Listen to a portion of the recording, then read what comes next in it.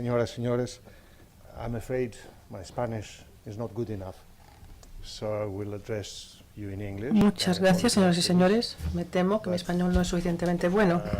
Hablaré en inglés, pido disculpas por ello.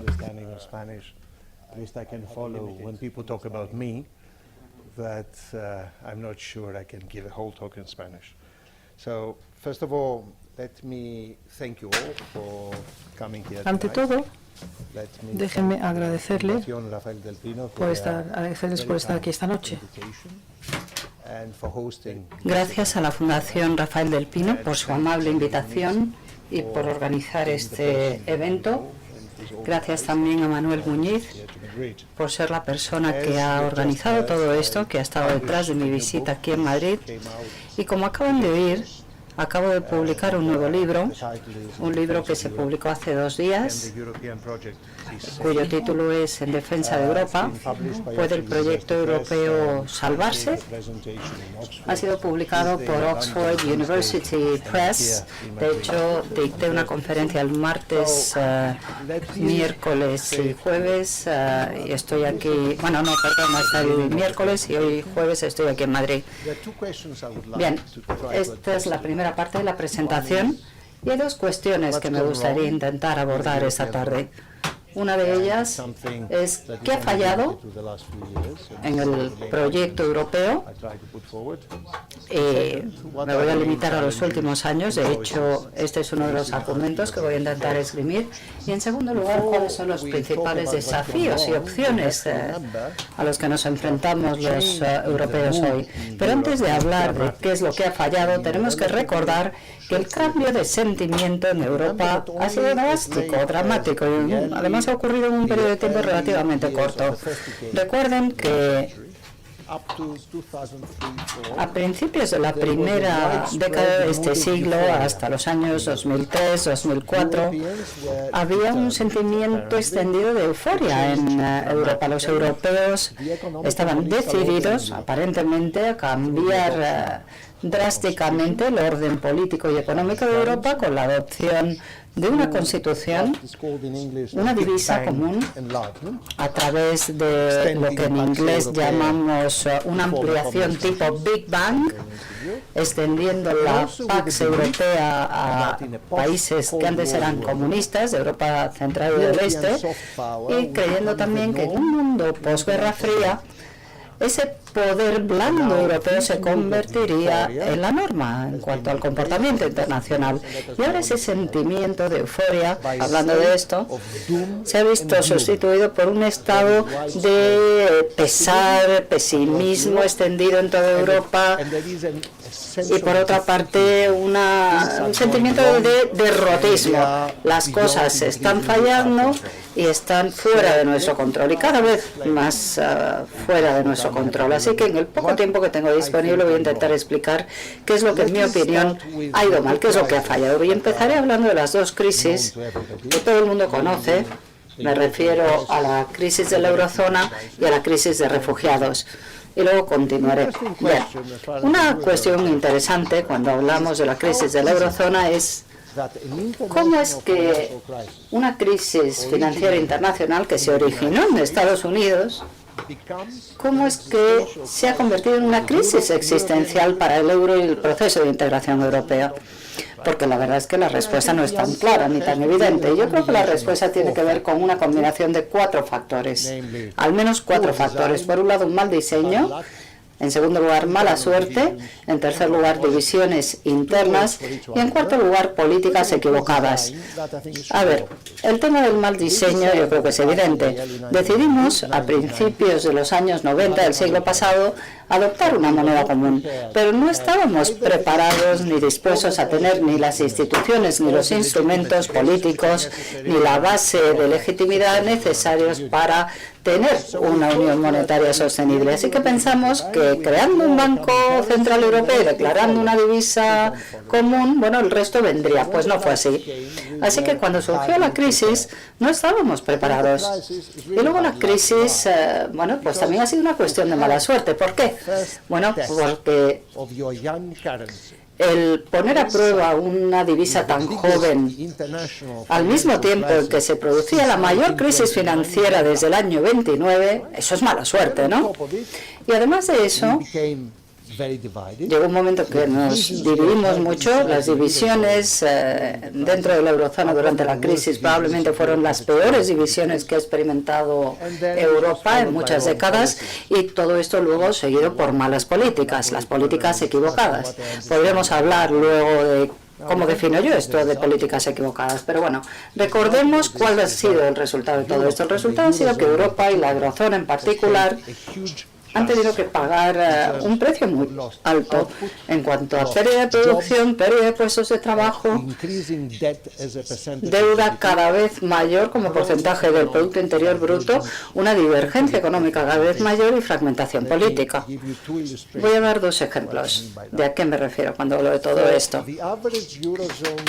Para el país medio de la eurozona, en el año 2015, la renta per cápita era igual de alta que en el año 2007. La misma, o sea que para el país medio de la eurozona ha sido una década perdida. Para países como España, por no mencionar Grecia, en realidad se ha perdido más de una década en el caso de España y Grecia, porque estamos por detrás, por debajo de donde estábamos en el año 2007. Una década perdida en términos económicos. Bueno, en algunas partes de Europa, incluido este país donde estamos ahora, bueno, significa un alto nivel de desempleo y por lo general, si uno quiere saber cuál es el desempleo juvenil, lo que hay que hacer es multiplicar el paro por 2. O sea que estamos hablando de entre un 30 y un 50% de desempleo juvenil. Así que hay que sumar a esa pérdida, esa década perdida, una generación perdida. Y si pensamos que la crisis financiera internacional ha sido una cuestión de mala suerte, entonces el colapso de gran parte de nuestro vecindario, bueno, pues es más mala suerte todavía, porque esto es lo que ha ocurrido en los últimos años. Recuerden los antecedentes. Gran parte de nuestra política de vecindad, o de nuestra vecindad más bien, está compuesta por países que tienen instituciones muy débiles y élites políticas corruptas. Hemos intentado exportar nuestra política de vecindad en un intento por ejercer este poder blando de una manera barata. Y claro, esto se ha enfrentado a dos cosas. Por un lado, que la primavera árabe pues, ha dado malos resultados, y luego, en segundo lugar, el señor Putin ha decidido pues boicotear nuestros intentos de exportar nuestra Pax europea a nuestros países vecinos. Y el resultado de este colapso de países vecinos ha sido que han empezado a exportar a Europa refugiados, inmigrantes y terroristas que han unido fuerzas con otros de carácter doméstico. Y aquí no estamos hablando de 1 millón como era en el año 2015, sino que, teniendo en cuenta la situación de la vecindad europea, el número potencial de refugiados e inmigrantes es altísimo. De hecho, estamos hablando de una cifra que Europa no va a poder gestionar, ni política ni socialmente hablando. El principal argumento que intento esgrimir aquí es que estas crisis ya son suficientemente malas, además son crisis generadas externamente, que han afectado a la Unión Europea y han reducido el apoyo al proyecto europeo. Pero esto no es suficiente. Si queréis entender la crisis europea, hay que ir más atrás, remontarse a años anteriores y buscar raíces más profundas. Aquí vemos esas tendencias subyacentes a largo plazo. Yo creo que las instituciones europeas se han estirado en exceso, y este excesivo estiramiento ha sido el resultado de un proyecto europeo cada vez más grande en cuanto a miembros y funciones. Estamos hablando de una historia de integración europea. El número de funciones y de miembros se ha multiplicado, pero al mismo tiempo el centro sigue siendo débil, y la base de legitimidad sobre la que se soporta todo esto pues es también muy débil. Por lo tanto, el euro es un ejemplo claro de sobreestiramiento. Pero esto no es suficiente. Otra tendencia subyacente a largo plazo es el hecho de que hay cada vez una mayor división entre ganadores y perdedores. ¿Y a qué me refiero? Bueno, me refiero a que la integración europea cada vez formó más parte de un proceso de globalización en un contexto político neoliberal en los últimos 20 a 30 años. Y los efectos han sido desiguales, no solamente diferentes entre unos países y otros, sino dentro de un mismo país. O sea que la integración europea cada vez ha dividido más, ha sido una cuestión que ha dividido y se ha empezado a identificar con el proceso de globalización, y el resultado ha sido que ese consenso permisivo en el que se basaba el proceso de integración europeo, bueno, pues ha empezado a desmoronarse, ¿no? Si tuviera que resumir la historia de integración europea en los últimos 60 años, yo lo resumiría de la siguiente manera. Diría que ha sido un proceso cada vez más ambicioso, más intrusivo, menos incluyente en términos de divisiones internas, y al mismo tiempo se ha producido en un entorno económico que se ha deteriorado cada vez más, lo cual no es culpa nuestra. Por otra parte, esto nos ha venido dado desde fuera, más o menos. Bien, ¿es esto un problema que afecta solo a Europa? Pues yo diría que no. Yo diría que no, que es un problema mucho más amplio y que además es un problema al que se enfrenta la mayor parte de los países desarrollados hoy en día. Porque ¿cómo se pueden conciliar los mercados globales con democracias nacionales en condiciones de crecimiento lento y desigualdades cada vez más amplias dentro de los países? Es una combinación casi imposible, ¿no?, de mantener, y es un problema, por lo tanto, que no solo afecta a Europa, sino que también afecta a Estados Unidos. Hay un economista de Harvard, Danny Roderick, que escribió un libro hace unos años que se llamaba La paradoja de la globalización. ¿Cuál es el principal argumento de Roderick? Bueno, según él, el mundo actual, sobre todo el mundo desarrollado, se enfrenta a un trilema, no un dilema, sino un trilema. ¿Y qué es un trilema? El trilema consiste en tres cosas, evidentemente. Por un lado, mercados globales; en segundo lugar, soberanía; y en tercer lugar, democracia. Roderick argumenta que en este mundo en el que vivimos hoy solo se puede tener una combinación de dos de estas cosas, no puedes tener las tres al mismo tiempo, lo cual significa que si quieres tener mercados globales tendrás que elegir entre soberanía o democracia. Y si quieres tener soberanía y democracia tendrás que olvidarte de los mercados globales. Bien. Hay una versión europea de la globalización, o de la paradoja de la globalización, solo que mucho más acuciada, más grande, ¿no? Porque Europa tiene una mayor interdependencia entre países, y por otro lado porque las expectativas de la mayoría de nuestros ciudadanos, lo que esperan los ciudadanos del sistema político, bueno, pues esperan más que los americanos de Estados Unidos. Los europeos esperan más del poder estatal, de la administración, que los americanos.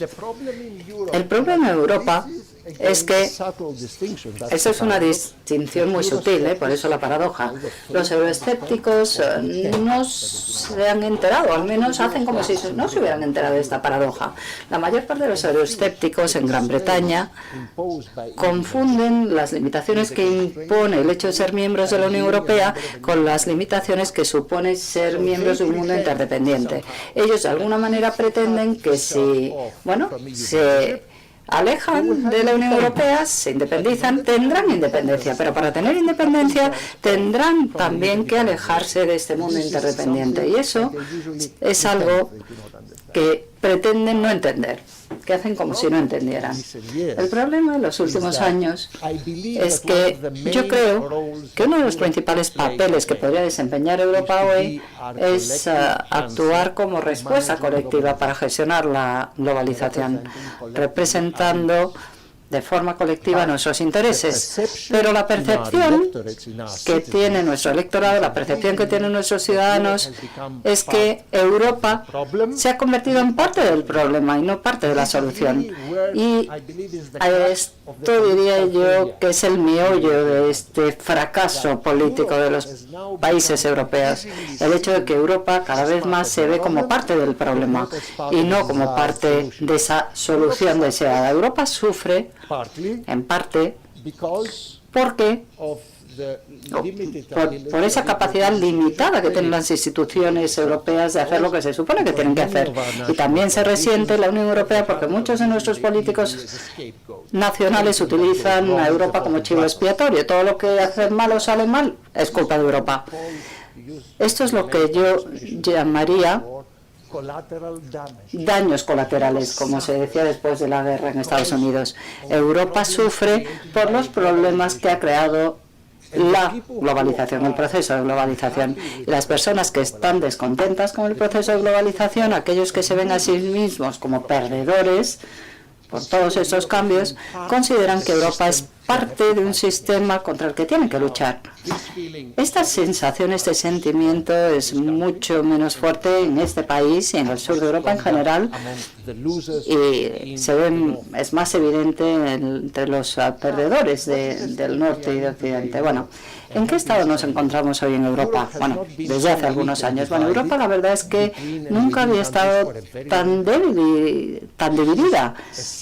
No había habido tanta división entre países y dentro de un mismo país. Es triste, pero es así. Por otro lado, el apoyo al proceso de integración europea ha bajado muchísimo. Las cifras más bajas fue en el año 2013, cuando la crisis de la eurozona estaba en pleno auge.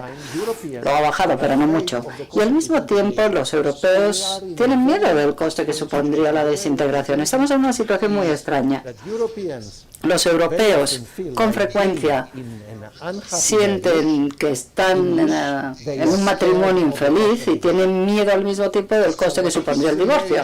Y lo que hace que se mantenga unido el matrimonio es el miedo a lo que puede costar el divorcio. El miedo puede mantener un matrimonio durante un tiempo, pero no es la receta del éxito ni tampoco de la felicidad. Así que tenemos problemas. Y luego, por otra parte, hay poca confianza en las élites políticas. Y esto no solo ocurre a nivel europeo, no hay más que ver lo que está ocurriendo en Estados Unidos.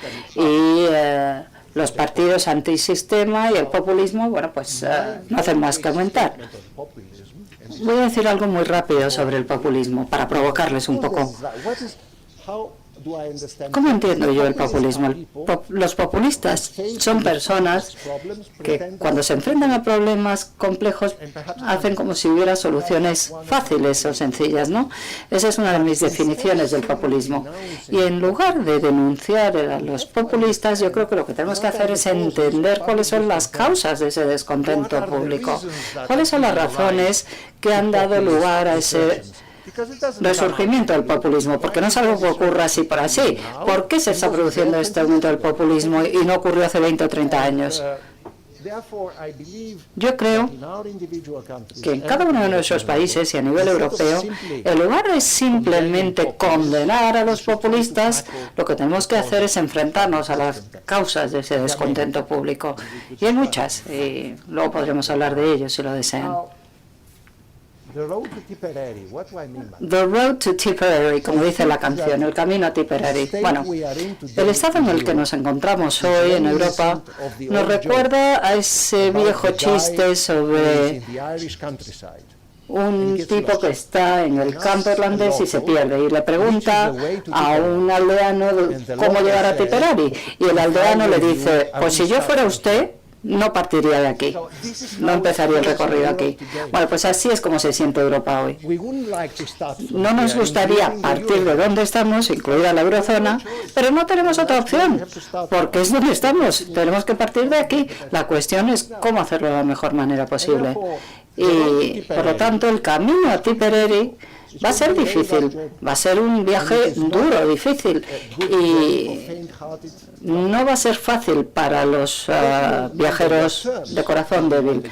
La cuestión es qué es lo que queremos del proyecto europeo y para qué, y en qué términos. Yo quisiera sugerir que vamos a tener que tomar decisiones muy difíciles en los próximos años. Y no hay respuestas fáciles, no hay respuestas indoloras. Voy a dar algunos ejemplos de a qué me refiero yo cuando hablo de estas opciones difíciles. Bueno, por un lado, los populistas te dan una respuesta sencilla, pero No todo es tan fácil. Una respuesta es la soberanía y la efectividad. Con esto nos remontamos hace tiempo. Hay gente, voy a utilizar una expresión que utilizo, bueno, la utilizo en el libro, aquí no la voy a utilizar porque no quiero asustaros. Intento hacer una comparación entre la virginidad y la soberanía en mi libro. Pero bueno, venga, sí, lo voy a decir porque ya más o menos lo he contado.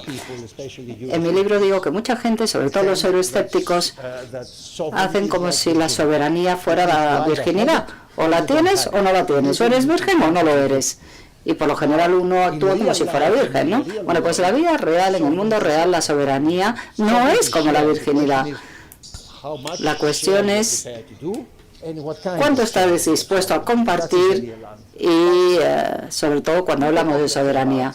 La gente habla del cambio climático y por supuesto que no puede haber una política efectiva de cambio climático sobre una base de soberanía, pero bueno, eso es evidente. Hablemos de otras cosas, de la visión. Recuerden que en la Unión Europea, de los impuestos, perdón, en la Unión Europea el tema de los impuestos en materia impositiva no se ha avanzado mucho, porque hace falta unanimidad y cualquier cosa que requiere unanimidad en la Unión Europea pues no suele avanzar demasiado.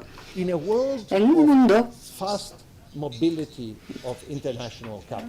en la que la movilidad del capital internacional es tan rápida, el tratamiento fiscal de las empresas, sobre todo de las multinacionales, se ha convertido en un ejercicio fácil. Es lo que yo llamo una industria de cottages. Y en los últimos años, la Comisión Europea, una de las cosas que ha hecho, y que ha hecho además bien, ha sido ir detrás de empresas como Amazon, Google, etcétera, que han firmado acuerdos con países a título individual que les permiten evitar pagar impuestos. Yo sigo pensando que los estados necesitan dinero para redistribuir la riqueza y para abordar el problema de desigualdad. Por eso hay que cobrar impuestos de alguna manera. Pero si la fiscalidad de un país se trata de esta manera, bueno, pues la única manera de abordar el problema es a nivel europeo. ¿A qué me refiero por nivel europeo? Pues teniendo al menos un acuerdo de mínimos sobre cómo abordar el tema de la fiscalidad, del tratamiento fiscal de las multinacionales. Porque si no hay un acuerdo a nivel europeo, al final, bueno, pues pasará lo que ha pasado en los últimos años. Voy a dar otro ejemplo que está más relacionado con la política económica. Hemos descubierto a lo largo de los años, y tenemos evidencia de ello, múltiple evidencia, que las desigualdades dentro de un país han aumentado muy rápidamente en nuestros países, ¿no? Y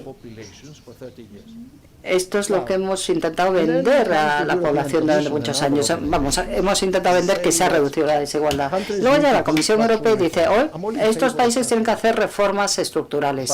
Y yo personalmente estoy a favor de la reforma estructural, pero con frecuencia lo que piensa la gente es en más liberalización, sobre todo más liberalización de los mercados laborales. Una mayor liberalización de los mercados laborales no hace más que aumentar las desigualdades en la mayoría de los casos. Hay un tema aquí político muy controvertido. ¿Existe algún tipo de compensación entre la competitividad y la desigualdad en nuestras sociedades? Y si es así, ¿cuál es la respuesta? Y la respuesta variará dependiendo de tu base ideológica. En mi opinión, esta es una cuestión incluso más difícil para los socialdemócratas, que han sido incapaces de abordar en los últimos años. Luego pienso que también tenemos que pensar, como se dice, fuera de la caja. Hay vacas sagradas en Europa. Una de las vacas sagradas es el libre movimiento del trabajo. Aquí puede provocar a muchos. Yo pienso que en un momento dado podemos tener que tener en cuenta o considerar restricciones si vamos por encima de un cierto umbral. Los británicos han hecho algo al respecto. Los británicos son los receptores mayores de movimientos laborales dentro de la Unión Europea. Y si los británicos decidieran, espero que no, decidieran irse la semana próxima, la razón principal sería la inmigración. Yo pienso que ahí el resto de Europa ha cometido un error al no dar una mayor concesión al señor Cameron. Y si ese error lleva al Brexit, esto va a ser un error que vamos a lamentar muchísimo, asumiendo, por supuesto, que están de acuerdo en que Bretaña, aunque sea un socio extraño, es mejor que sea parte de Europa que no que esté fuera. Yo creo que estoy tomando mucho tiempo, voy a ir más rápido. Voy a dar otros dos ejemplos, decisiones muy difíciles. La unión monetaria, creo yo, sigue siendo disfuncional. La gobernanza del euro ni es eficaz ni tampoco legítima, a pesar de los cambios que han tenido lugar en los últimos años. Y si quieren, yo puedo ahondar más en ello.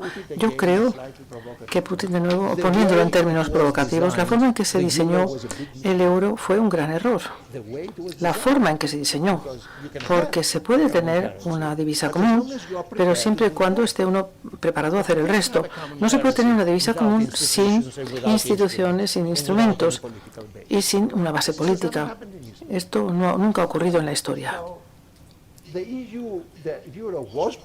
El euro fue probablemente un gran error, la forma en que se diseñó, pero creo que sería un error mucho peor el deshacerlo ahora. Virtualmente todas las economías están de acuerdo de que esto es así. Bueno, si uno está de acuerdo con esta propuesta, ¿cómo se maneja entonces la mezcla errónea política y el gran déficit democrático de la eurozona? Hacen falta grandes cambios. Y va a haber una división de revisión de los tratados cuando se mencionan esto, y en la mayor parte de los países, en Bruselas en particular, a la gente le dan ataques al corazón, porque, bueno, tienen la experiencia de revisiones previas de tratados y referéndums y no quieren pasar por ello otra vez. Dicen, no hay apetito por la integración europea. Mi respuesta a ello, a lo mejor un poco optimística, es que mi apetito siempre depende de lo que está en el menú, y a menos que yo esté muerto de hambre. Y el menú que se está sirviendo en los últimos años me ha hecho convertido en anoréxico en Europa. Por lo tanto, hay un problema grave aquí. La pregunta no es aquí si queremos más o menos Europa, es qué tipo de Europa queremos ofrecer a la gente. Yo pienso que una revisión adecuada que se dirija a los problemas de verdad, no solamente una cosa tecnocrática, sino que se dirija a los problemas de simetría de los ajustes, el problema de cómo se crea crecimiento, cómo se ocupa uno de esta sociedad no inclusiva, puede ser recibido de forma diferente por parte de los países. Yo no digo que va a ser fácil. Yo diré al final qué es lo que va a ocurrir si fracasamos. Y por supuesto el problema, y una pregunta muy difícil también, es cuánto lugar tenemos para problemas, porque por una mezcla, porque es una zona la eurozona es muy heterogénea. Todo el mundo dice, y yo estoy de acuerdo, solía estar de acuerdo, de que política exterior sería lo último que iría en este crisol. Y aún así recuerden que hay tres cosas que están ocurriendo, o que han ocurrido. En primer lugar, el Centro Internacional de Gravedad está cambiando, alejándose de Europa hacia Asia, alejándose del Atlántico hacia Asia. En segundo lugar, el tamaño tiene una gran importancia en la política internacional. Ningún país europeo es suficientemente grande para tener mucho peso a nivel internacional. Muchos de los euroescépticos dirían que Gran Bretaña se separará del continente, se convertirá en gloriosa, una vez más, estos que viven en un mundo de un sueño. El número 3, gran parte de nuestro vecindario está en un lío total. Es un arco de inestabilidad enorme. Y el factor número 4, el paraguas de seguridad de los Estados Unidos, con Europa siendo el que se va aprovechando de todo lo que da los Estados Unidos, no hay que tomarlo ya por sentado durante mucho más tiempo. Si estos 4 factores en parte son ciertos, la pregunta es, ¿están los europeos preparados para convertirse en adultos en cuanto a política de seguridad exterior se refiere? No estoy seguro de que lo estemos, pero es la pregunta clave. Y si va a haber alguna cooperación en esta política, yo creo que será más a nivel gubernamental, con los grandes países liderando. A lo mejor, en pocas palabras, en Gran Bretaña cada vez me preocupa más. Volví de Londres ayer y todo el mundo está preocupado, incluyendo las personas en Downing Street. Las cosas se pintan mal. Yo pienso que como mucho será una cosa al 50%, pero puede ser un desastre tremendo. Yo creo que la elección para los británicos realmente está entre un estatus especial, pero ya lo tienen, ya lo son, pero con un asiento en la mesa, y el estatus preferido hipotéticamente de un tercer país con el que habrá que negociar en el futuro. Yo no estoy seguro de que la razón prevalecerá. Y Europa va a necesitar más diferenciación para adaptarse a Gran Bretaña, pero no solamente a Gran Bretaña. Voy a pasar más rápidamente para poder llegar al final. Yo creo que lo que está en juego para Europa es enorme, desde luego. La gente dice, todas estas cosas por las que he pasado, las elecciones, los compromisos, los acuerdos, los tratos, es muy difícil. Y los europeos no están preparados para todo esto, y probablemente esto es cierto. Pero pensemos en cuáles son las consecuencias, o van a ser las consecuencias, de que nosotros no lleguemos a estar a la altura. Yo creo que es evidente que si fracasamos, las perspectivas son de una Europa que estará en decadencia y que cada vez menos importante y podría ser aún peor. Muchas personas, especialmente de mi edad, pueden decir que no somos capaces de cambiar rápidamente, pero en cualquier caso todavía tenemos un estándar de vida cómodo, podemos decaer, pero con gracia. Mi respuesta es que ni el señor Putin ni el vecindario de Machova se va a permitirnos tener una decadencia pues con estilo. Y con eso termino.